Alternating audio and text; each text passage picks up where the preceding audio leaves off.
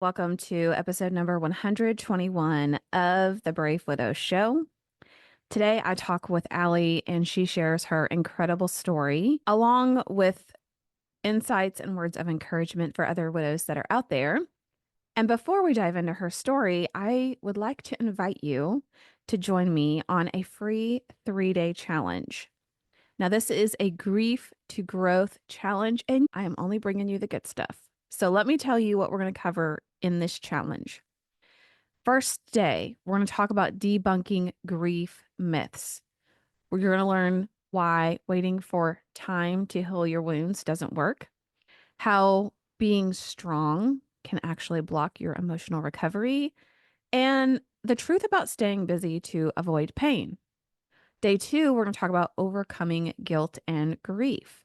We're going to talk about feeling guilty for moving forward, the sneaky ways that guilt, shows up in grief, how to distinguish between healthy reflection and destructive guilt, and why guilt is often something that we wish was just better, more, or different. And day number 3, we're going to talk about letting go of guilt and exploring new connections, yes, including dating. We'll talk about how to release the guilt that's holding you back from developing new relationships, why forming these new connections doesn't mean you're forgetting the past, and how to open yourself up to love, companionship, and joy again. I would love for you to join me for these 3 days. It's absolutely free. To sign up, you can go to bravewidow.com/challenge. Now, if you're listening to the podcast live, meaning that you're listening to it fairly real time, the next challenge is going to be November 5th through the 7th. So every day, November 5th through 7th, there will be an hour where I'm going live on Zoom, on Facebook, on Instagram, and I'm going to address all of these things. We are going to be participating in a Facebook group together so you can talk with other people that are participating in this challenge. I want you to come. I want you to bring a friend. I want you to just really enjoy learning, enjoy this challenge, and to be able to break away from the weight of guilt and regret and start reclaiming your life. We only have a few months left for the rest of this year, and I want you to be able to start off the new year free from this weight of guilt. So, to sign up for the challenge, go to bravewidow.com/challenge. All right, let's dive into Allie's story. Welcome to the Brave Widow Show, where we help widows find hope, heal their heart, and dream again for the future. I'm your host, Emily Tanner. After losing my husband of 20 years, I didn't know how I could ever experience true joy and excitement again for the future. I eventually learned how to create a life I love, and I've made it my mission to help other widows do the same. Join me in the Brave Widow membership community and get started today. Learn more at bravewidow.com. Allie, welcome, and thank you for agreeing to share your story today. Yeah, thank you so much for having me on. This is a fun and sad little corner of the world that so many of us share. And it's so nice to share this island with other widows. And it's so nice to hear other stories. It's an island that you don't want to be on, but you're so grateful that other people are on it with you. So thank you for letting me be part of that. Yes, absolutely. And it's funny that you talk about it being an island. I haven't heard that. I've heard it being a club or other things, but I think that's such a great way of looking at it because that's very much how it feels. And it is amazing some of the people that I've met, their resilience, their generosity, their desire to give back, to help encourage and inspire other people. Like it's like this whole group of people I didn't even know existed really in the widow communities. Yeah. I know our audience would love to learn more about you and your story. So if you don't mind to just introduce yourself and then we can dive into your story wherever you want to start. Sure. So my name's Allie. I'm 32 years old and I am a clinical social worker in San Antonio, Texas. So I work both for a medical group working with adults with dementia, and then I'm also a therapist. which has been an interesting experience because I was practicing as a therapist when my husband passed away. So I feel like I maybe had a few tools already in my back pocket to properly address my grief. But I'll back up. My husband and I met out in Indiana. We were both going to school out in Terre Haute, and we were going to two different schools. He was at Rose-Hulman Institute of Technology studying mechanical engineering, and I was studying social work at Indiana State. And we met through some mutual friends and later got married and moved to Texas because that's where he got a job as an engineer. Um, he was incredibly smart. He got his PhD shortly after in mechanical engineering. And I just heard from countless people while he was alive and after he had passed away that he truly was the smartest person that they had ever met. He was an incredible engineer, being able to have the intelligence to design so many different machines and have answers to so many problems that people had been seeking out for years, and not only being able to find answers and design new machines and make groundbreaking solutions to climate change. And he was not only able to do that, but he was also a very hard worker with his hands. And he had grown up that way of helping his parents all the time and construction and the garden and cleaning UPS trucks one summer. He was very much a hard worker. And I had been told by one of the lab technicians at the company he worked for that he had been really appreciated as an engineer because he was one to design and research in his office on the computer, but then follow that design through the lab and work alongside the technicians to help them build it. And it's a rare thing in engineering, I think. And So I he was think it's lovely that you have such a great appreciation for someone who's so technically minded and process oriented, and you being such, it seems like a people and heart oriented person. And sometimes there yeah. could be challenges, I would guess, in that sort of relationship, but it's awesome that you have such an admiration for him and his talent. Oh my goodness. Yes. We were polar opposites in that way. He was the most analytical, logical, mathematically minded person. I struggle to do basic addition without using my fingers, but I do consider myself pretty emotionally aware and thinking based on gut. And I'm definitely letting my heart and my emotions guide me, whereas he was one to look at numbers and make an Excel spreadsheet for literally everything and look at the data.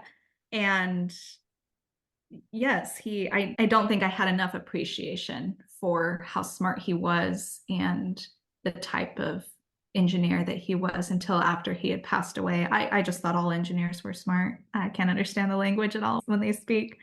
But it wasn't until after that he had passed away that I had talked to so many of his coworkers and some of the other companies that he had been working on for projects of just how much they respected him as an engineer and just how smart he was in being able to solve so many problems that they've been searching out for years.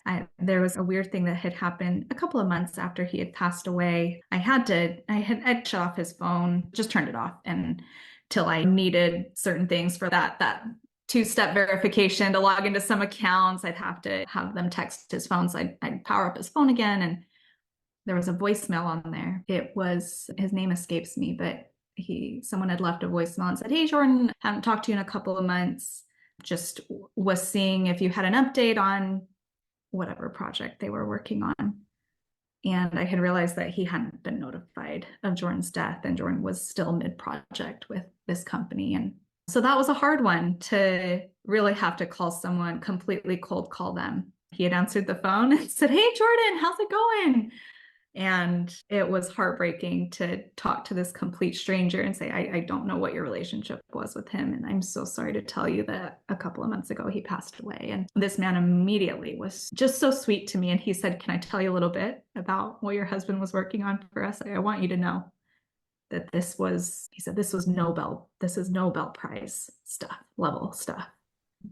Creating water for third world countries and creating the proper machines when I just didn't even know. He just, my husband was so humble about it. He was so humble about what he was working on and just the type of work he was doing. And he would just play it off that it was nothing. So it was great to just story after story to hear people and their experience with him. So it's a little bit about him. It's not enough. I could talk forever about the impact he had made, and his legacy is still living on through the patents that he had created and the projects that were his babies that are still in effect right now. And that's something I'm truly grateful for, that he really has a legacy that he had left behind.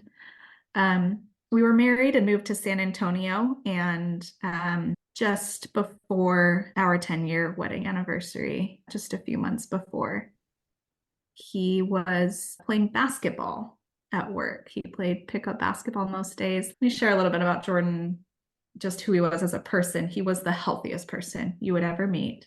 He was an active Mormon, and so he didn't drink, didn't smoke, never put anything in his body, no tattoos, blonde hair, blue-eyed boy.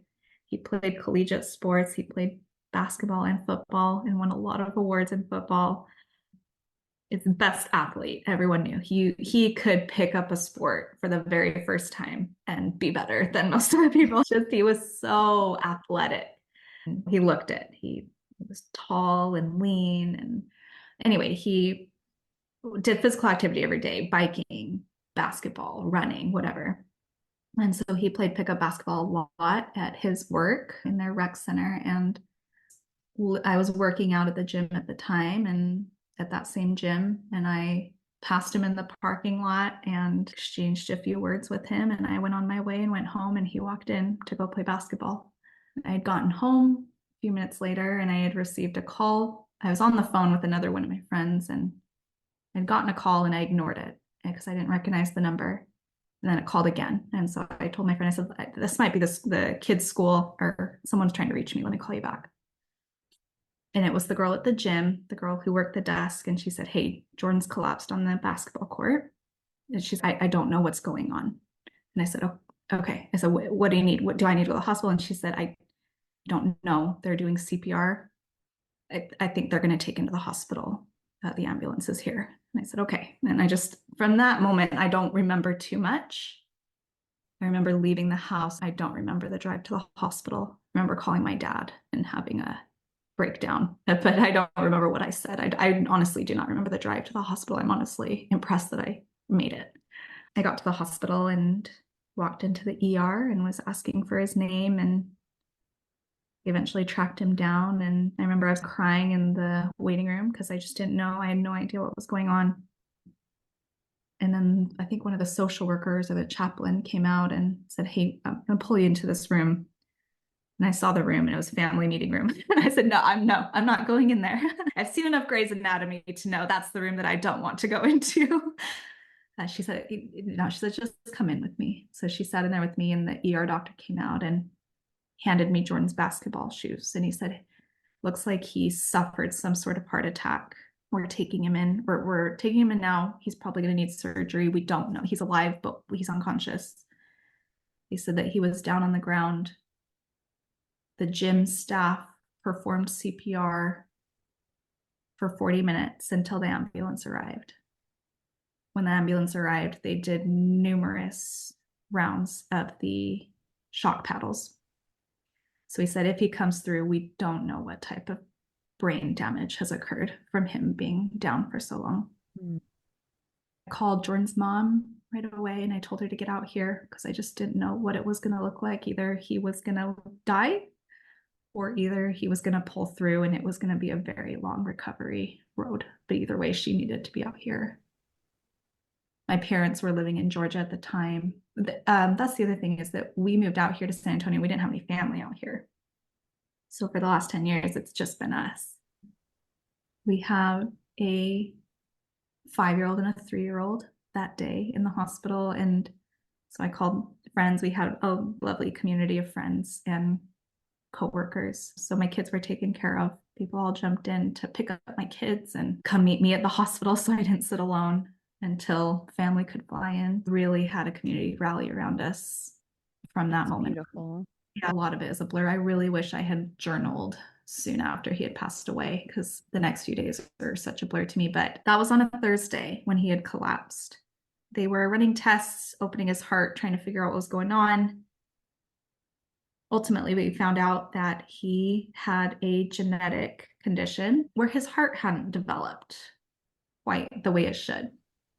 But you wouldn't have known that because he never showed any symptoms of it. Never had chest pain. He was very athletic, and it never became evident that there was anything wrong with his heart until one day it just stopped. Mm, He had no reason to go into the doctor and get heart scans or anything like that because you just don't do that unless there's a reason to. And right. for as active and healthy as he was, he just ate so healthy. His cholesterol levels and sodium level, everything was just always perfect every time he went in for just a regular checkup, or we had to do regular blood work for our insurance to get discounts on our premiums. Everything always came back so good. So we never had a reason to think anything different. But he had a genetic heart defect and he had suffered hypertrophic cardiomyopathy. HCM is what they called it. And they were going to do their best to fix his heart. And then we also just had to wait for his brain swelling to come down. And I remember the doctors so well. The main doctor, I called him Dr. Mustache because he had the most beautiful full mustache. Dr. Mustache stayed with me, just stayed by my side so much of this time in the hospital. So Thursday night, Jordan's best friend from Houston drove in and his wife, and they were with me that evening, Thursday night. The doctor told me to go home and sleep because he said, he's stable. From here on out, we don't know, but he's stable tonight. Go home and sleep because this might be the last night you sleep for a while. Take Mm, advantage. He sent me home. I remember just trying to sleep on the couch in the family room with my two best friends, Colby and Talon. Colby was my husband's best friend, and I just couldn't sleep. So I think I was only home for an hour or two, and I said, no, I'm going back to the hospital. I did, and I just stayed outside the ICU, outside his room. Friday, family had arrived. His mom had arrived. My parents were there. I think Jordan's sister had arrived, and they just dove in a little bit more and figured out that his heart was stable. We could get his heart to be stable, but now it was his brain that we were concerned about. We were waiting for his brain to swell. We had to, I didn't know much, I didn't know anything about this, but you have to let it get bigger and peak, and then it'll go back down again. And so it was still swelling up. So we were waiting for that for it to peak, and then it comes back down. And then you just start to make sure there were see what the effects were as it just continued to swell. Friday afternoon, I felt really optimistic. And I remember calling some friends and saying, I feel optimistic. I feel like he's going to be okay. And I was sitting in his room with him and his sister, actually. And a little side note about his older sister was also a widow, and she had lost her husband about 8 years, 2016. Three young kids at the time. Her kids were maybe 3, 4, and 5 when her husband had passed away. And I remember that it was a hard time for our family to watch Jordan's sister become a widow so young and have to navigate that. yeah. And I don't think it was an accident that she was the one sitting in the room with me when this all happened. But the nurses came in just for their regular check, and they check his eyes and they check his vitals, and just watching while chatting with Allie. My sister-in-law is also named Allie. Just chatting with her, and I remember the nurse checking his eyes and then looking over at the lead nurse and motioning her to come over. And I just stopped mid-conversation and just something's up. And then the lead nurse looks, and then she says, page the doctor. And I just immediately was like, what's happening? And she said, they're just going to grab the neurosurgeon. It's okay. So Dr. Santa Claus, who is the neuro guy, he really did look just like Santa Claus, very cold, stocky man who always had a grumpy look on his face that had a white beard and white hair. And he looked like Santa Claus. Um, they started to take him away, and he said, hey, his pupils have blown. We're going to take him in, but I just want to prepare you that this might be the beginning to the end. And I just remember standing with my sister-in-law, and just that's when it all just goes black. And you just begging for him to wake up. And you start to panic because now it's reality has set in that this might be the beginning to the rest of your life. And I remember just telling her, I can't be a single mom. I cannot do this life without him. He was the better parent. He was the more fun parent, the one who always wanted to take my kids out to go on a hike or camping or anything. Whereas I was not, I'm not the playful parent. He was the one that he was just better. He was the one that needed to stay. And I just remember telling her, I can't do this. He can't leave. And she said, I know, but you have to do it. You don't have a choice. He was declared brain dead Friday night. We had to keep him on the ventilators and keep him alive because we chose organ transplant. And I always thought that was such a quick process after all that Grey's Anatomy I watch. But it was the longest process trying to find recipients and trying to elevate his organs back to a level where they would be good enough to be donated. We said goodbye to him late Sunday night as he went into surgery, and I received a message Monday morning that it was all done and his organs had been donated. And yeah, he'd officially passed away that Monday morning. So it's all a blur. That Thursday to Monday, it all feels like one very long day. A lot of people were in and out. His entire family, he's one of 6 kids. Everyone came out.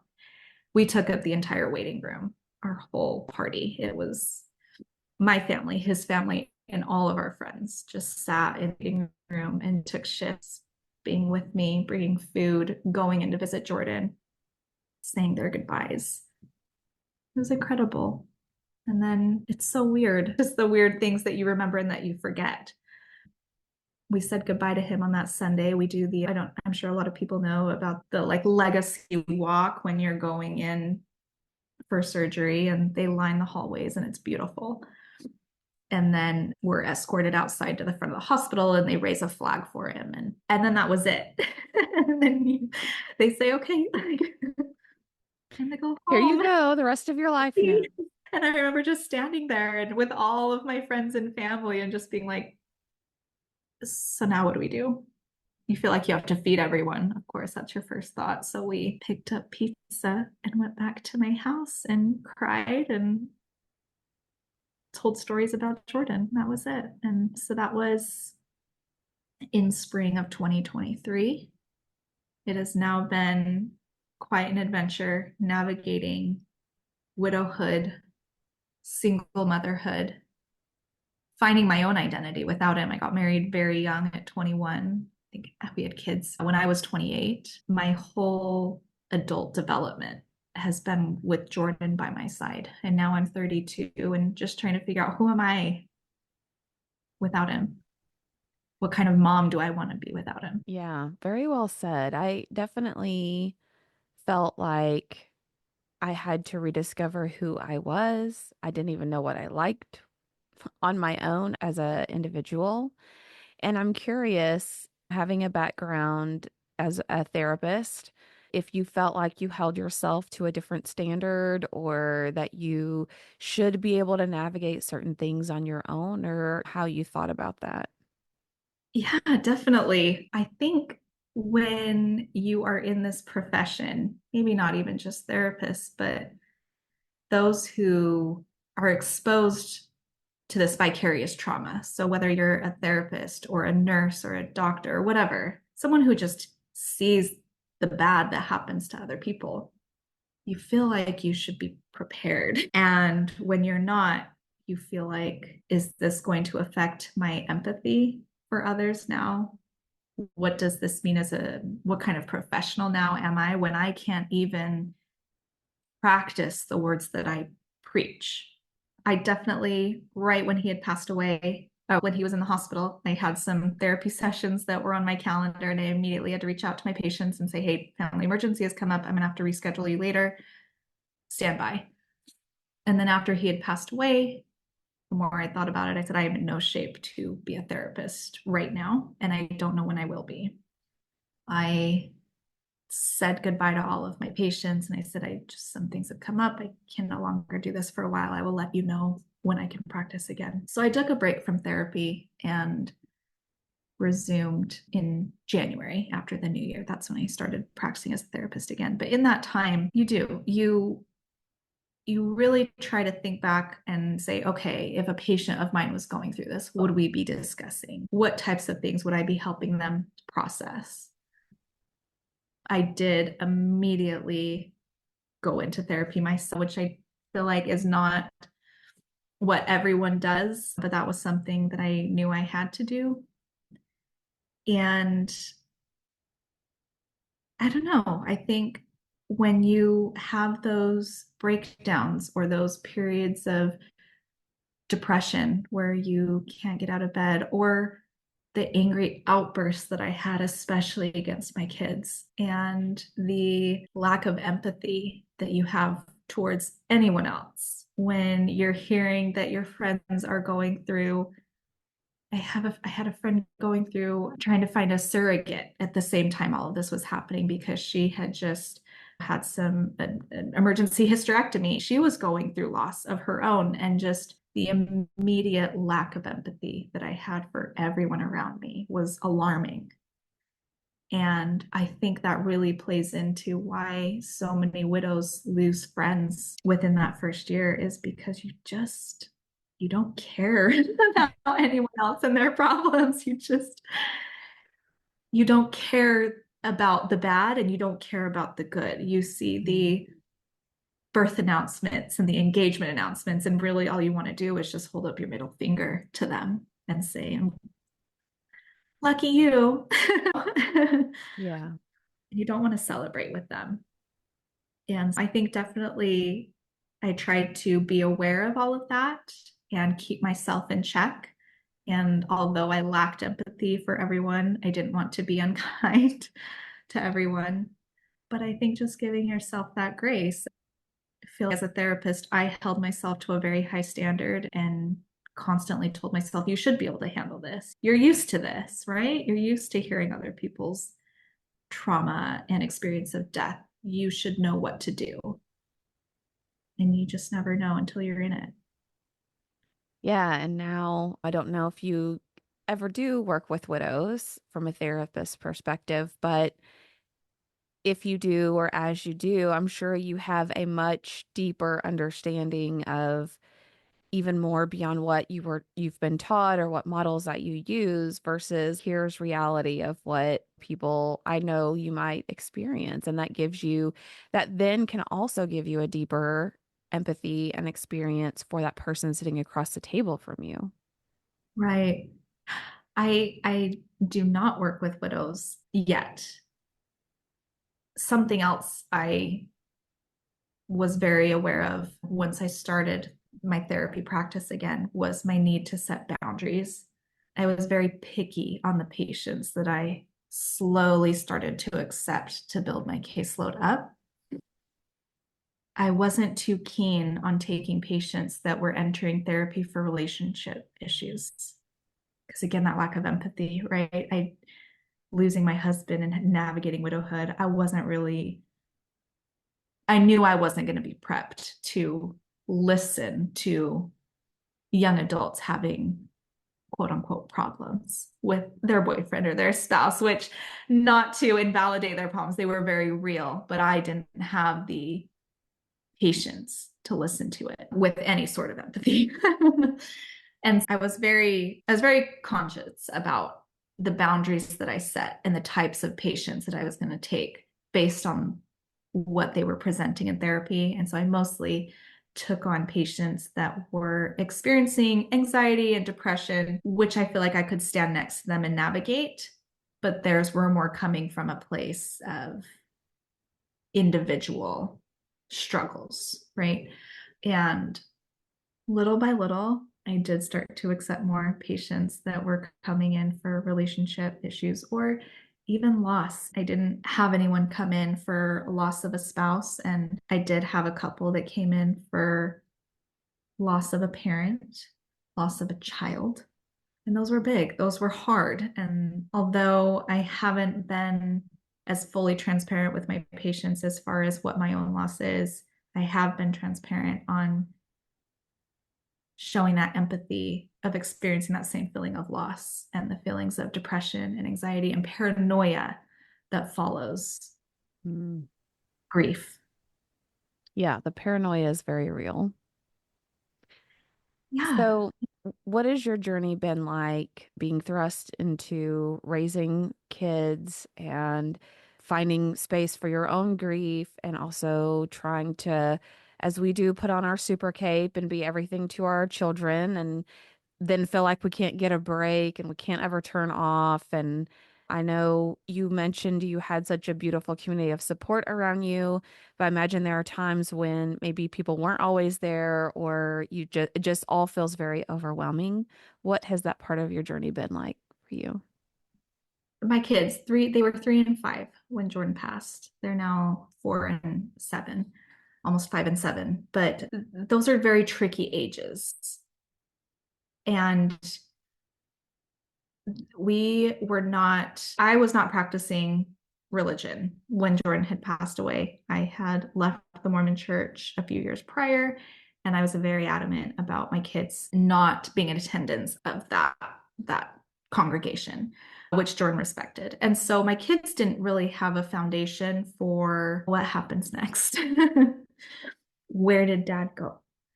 So it was a very tricky age to try to explain what had happened, where daddy was, and what this means moving forward, and that he's not coming back.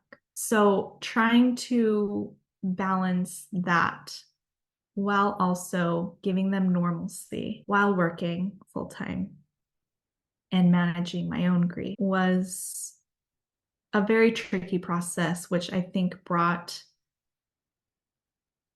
mostly guilt. I think that was the loudest emotion I felt for the first few months, feeling guilt that I wasn't a good enough wife and that I'm not a good enough mom and that I'm just angry with my kids all the time and putting them in front of their tablets most days.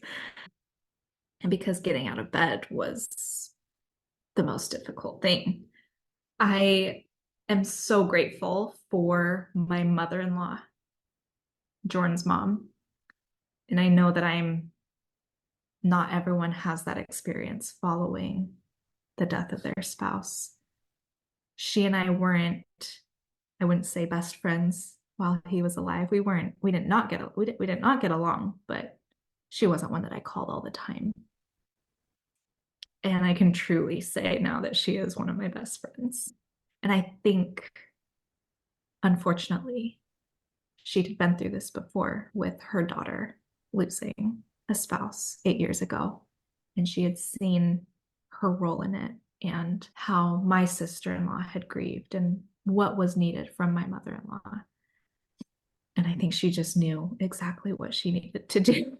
And so she stepped in and was just so helpful to me on an emotional level as far as shooting down that guilt. Anytime that guilt was present, she was just a constant reminder to me that getting out of bed was should be the most celebrated thing for me, that I need to find so much success in getting out of bed every day. And if I can't, that's okay too.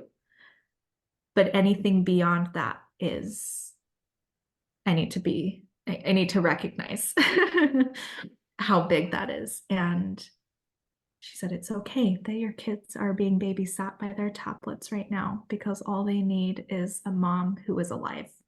Mm. That's all they need right now. And we will take care of the rest. And she's just since then, she has been so great as far as shooting down that mom guilt. I have found that the biggest way for me to fill my cup since Jordan died is to travel. And I like to escape my reality quite a bit and gallivant off somewhere to a new country and have some new experiences. But the mom guilt really stops me a lot of the time.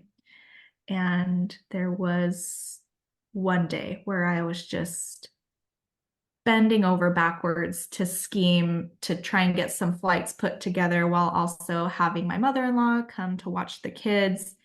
And I was just really, just like I said, jumping through so many unnecessary hoops because I was so against my kids spending an extra day away from me just because of the logistics of the flights and stuff. And I was like, no, but I can't have the kids have an extra day away from me than they need to. And my mother-in-law just cut me off and she said, Allie, it's one day. Your kids are going to be fine. You need an extra day to sleep and recover from jet lag so that you can be your best self when your kids get back. It is one day. They will be fine. You are still a good mom. Mm.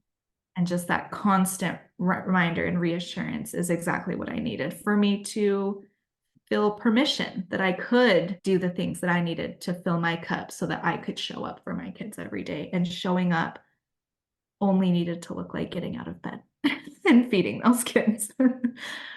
Yes, uh, what a beautiful relationship that you had with her, and what a beautiful gift that could come out of a bad experience. I love that you have that. yeah, it is. I talked to another friend about this. Although I lost a few friends this year, just that I think that's normal for widows to lose friends for whatever reasons. I also gained a lot of new friends that were actually Jordan's friends that I didn't know of, not really, just from past life of his. And I connected so well with so many of them at the funeral or just for them reaching out to me that I've built such great bonds with people that I never would have otherwise. And that's a hard thing to think of too long, but it is I don't want to call it a silver lining, but it's definitely a moment of gratitude for me on the hard days. Hmm. I've been very blessed that Nathan's mom and I have gotten a lot closer since that. I hate that it took that for that to happen, but life is busy and you get in your routine. And so it's just easy to not spend the time. And then sometimes life just forces you to do that or to rely on someone. What I'm curious, travel. I get a lot of people that are interested in traveling. Or did you decide when you first started traveling to go like as a group? Did you go alone? Did you go with people? How did you decide how you wanted to start exploring again? I think that if there's someone who feels like traveling would be the way for them to escape their reality, find your yes friend. Find your friend that is down to be this adventure buddy with you and to explore new places with you without a plan. And it's cool to just sit alongside this grieving process with you up in the sky, flying across the Atlantic, backpacking around Europe, whatever it is. Just find that yes friend that's down for it. It's an important healing part, I think, of grief. Oh, I love that. Holly, thank you so much for sharing your story and just being so open and vulnerable with everyone. Is there any other last words of advice or encouragement that you would give to a widow that finds herself in a situation similar to yours? I think yeah, I just want to reiterate the words that my mother-in-law has to tell me every day to those who have been thrust into single motherhood or single parenthood. It's you're a good parent. Just getting out of bed is a huge win. And anything beyond that is incredible. And just celebrate yourself for that. Something I read within the first month was option B. I don't know if that book has been talked about on the podcast already. That was a lifesaver. And anyone who, yeah, is grieving the loss of anyone, spouse, child, parent. The writer does so well capturing so many of the thoughts that come across. And yeah, definitely pick that book up. Awesome. I'll link that to the show notes so that people can easily find that as well. So, Allie, thank you again for sharing your story and all of your insights. I know it's going to help encourage and inspire everyone who watches or listens to it. Thank you so much for having me. Are you a widow who feels disconnected? Do you feel like you're stuck or even going backwards in your grief? Widowhood can be lonely and isolating, but it doesn't have to be. Join us in the Brave Widow membership community and connect. We teach widows how to find hope, heal their heart, and dream again for the future. Find your purpose and create a life you love today. Go to bravewidow.com to get